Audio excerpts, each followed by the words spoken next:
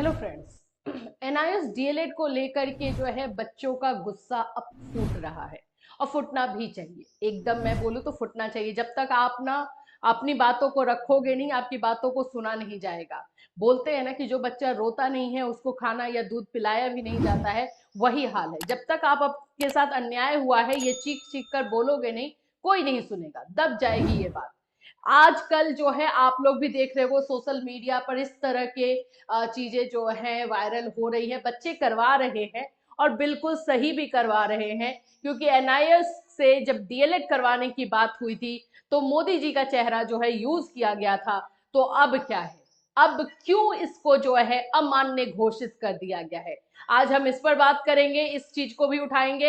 And दूसरा हमारा जो अपडेट रहेगा वो रहेगा आपके सुप्रीम कोर्ट केस से रिलेटेड, कि सुप्रीम कोर्ट में सुनवाई को लेकर के जो है अपडेट आई हुई है, उसके बारे में भी हम बात करेंगे। सो फ्रेंड्स, चैनल पर पहली बार विजिट कर रहे हो तो चैनल को सब्सक्राइब कर लेना, बेल आइकन को हिट कर देना, जिससे जब भी कोई अपडेट दिया जाए इमीडिएट आपके पास इंफॉर्मेशन पहुंचे। सबसे पहली चीज तो हम इसे उठाएंगे, ये चीजें हर बच्चे को करनी चाहिए। शेयर कीजिए अपने ट्विटर हैंडल पे, एक्स जिसको हम बोलते हैं, अपने सोशल मीडिया पर इसको जितना जितना ज्यादा शेयर कर सकते हो करो। धोखा आपके साथ हुआ है तो फिर जब धोखा खा ही चुके हो तो बोलने में क्या जा रहा है आपका।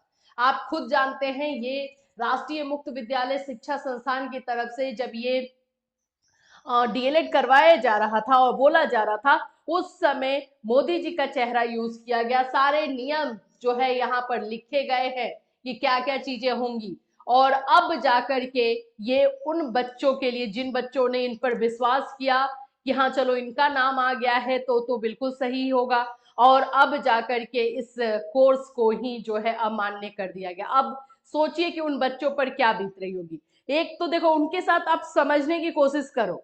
एक तो बहुत सारे ऐसे होंगे जिनका एज निकल गया होगा, अब वो लोग फिर से पढ़ाई करे, फिर से डीएलएड करे, फिर से बीएड करे, ये वो अब उनके पास है। कुछ लोग तो नौकरी कर रहे हैं, एनआईएस से जो है डीएलएड करने के बाद जॉब में है, उन पर भी खतरा मंडरा रहा है। अब वो भी सोच रहे हैं कि हम क्या करें। कल को जो है अब उन्होंने जॉब ली है, उसके बाद उनकी शादी हो गई, बच्चे हैं, अब उनकी फैमिली को वो कैसे संभालेंगे अगर उनसे उन नौकरी को छीन लिया जाता है तो ये चीजें जब समझेंगे तभी तो हम इसमें एक्शन लेंगे। सिर्फ ये बोल देना कि हाँ एनआईएस डीएलएड के कोर्स को अमान्य कर दिया गया है, हो गया, बस ऐसे बात करके आ जाए तो नहीं होता है। हमारे पास डेली बेसिस पे जो क्वेश्चंस आ रहे हैं बच्चों के, यही आ रहे हैं।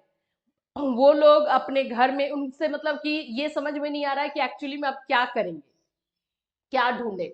जिनके पास ऑप्शन है, जिनके पास एज है, वो तो अपना अलग से डीएलएड या बीएड की तरफ मुड़ भी रहे हैं। लेकिन जिनके पास एज ही नहीं बचा है वो क्या करें, जो सरकारी नौकरी में है वो क्या करे, ये सब जवाब कौन देगा? तो जाहिर सी बात है मोदी जी को ही देना होगा। तो इस तरह की चीजें चलाई जा रही हैं। एनआईएस डीएलएड के 14 लाख अभ्यर्थी और उनका परिवार क्या मोदी जी का नहीं है? क्या मोदी जी उन पर ध्यान नहीं देंगे?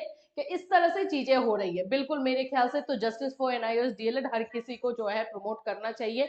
हम अपने चैनल के माध्यम से इसको कर रहे हैं। जब हमने ये चीजें देखी थी तो हमें भी लगा था कि बिल्कुल अन्याय हुआ है तो हमें खड़ा होना चाहिए। हम अभी तक सिर्फ और सिर्फ इंफॉर्मेशन दे रहे थे और इस चीज के साथ अभी हमारी टीम पूरी तरीके से एनआईएस के बच्चों के साथ खड़ी है। तो ये तो एक इन्फॉर्मेशन हुई।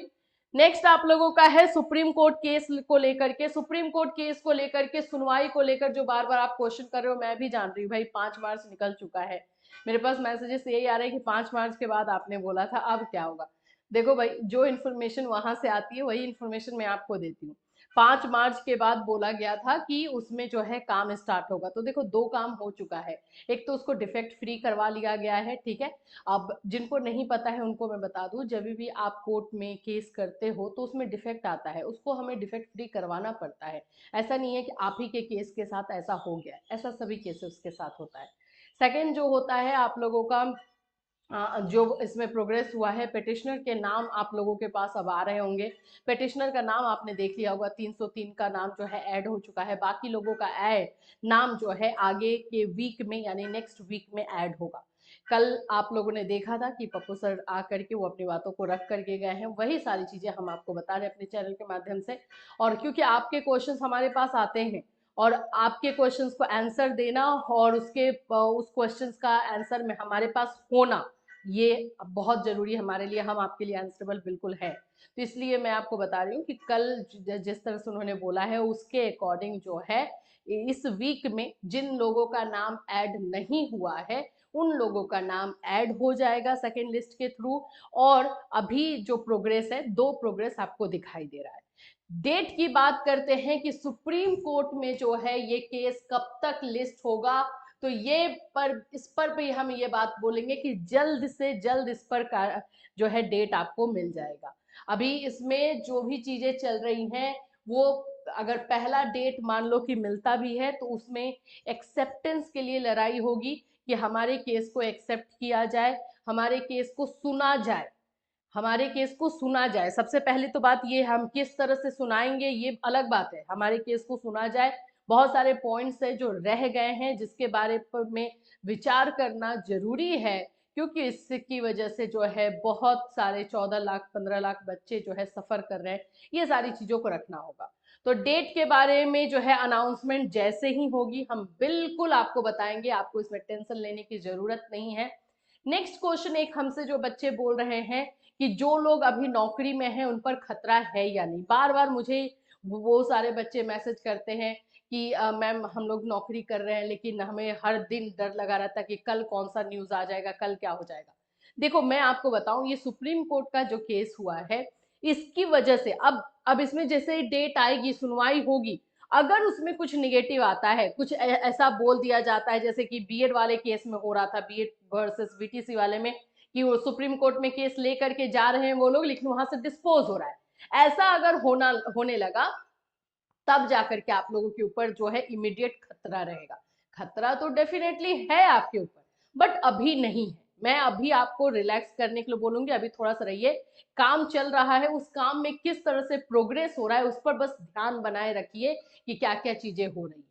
तो अभी अपना काम आप लोग जो कर रहे हो रिलैक्स होकर के करो, थोड़ा सा अपने हेल्थ पर भी ध्यान दो। ऐसा नहीं होता है कि सिर्फ आप टेंशन ले लोगे तो सही हो जाएगा, ऐसा रहता तो हम सब लोग जो है सारा टेंशन आप ही लोगों को देते जो नौकरी में है। तो ऐसा नहीं है कि आपके टेंशन लेने से काम हो जाएगा, काम करने से होगा और वो काम किया जा रहा है। और जैसे जैसे अपडेट आएगा हम हैं आपको बताने के लिए, वो हम आपको बताते रहेंगे। तो टेंशन फ्री होकर के जो लोग नौकरी में हैं अभी एनआईओएस डीएलएड के, वो नौकरी कीजिए। अभी जैसे जैसे अपडेट होगा हम बिल्कुल आपको बताएंगे, टेंशन नहीं लेना है।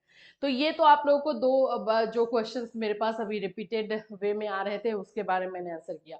तीसरा जो है बिहार वाले केस को लेकर के आप लोग पूछ रहे हो कि बीपीएससी वाले टीआरई 3 को लेकर केस किया गया है, उसमें क्या प्रोग्रेस है। देखो मैं बीपीएससी टीआरई 3 के बारे में जो है अभी ज्यादा कुछ जो है सामने नहीं आया है। लिस्टिंग होगी, डेट आएगा तो बिल्कुल हम आपको बताएंगे। अब एग्जामिनेशन तो आपके सिर पर है, एग्जामिनेशन आप लोगों का जो है 15 को होने वाला है, तो आप लोग एग्जाम दीजिए। बाकी जो भी इंफॉर्मेशन रहेगी हम आपको बिल्कुल देंगे।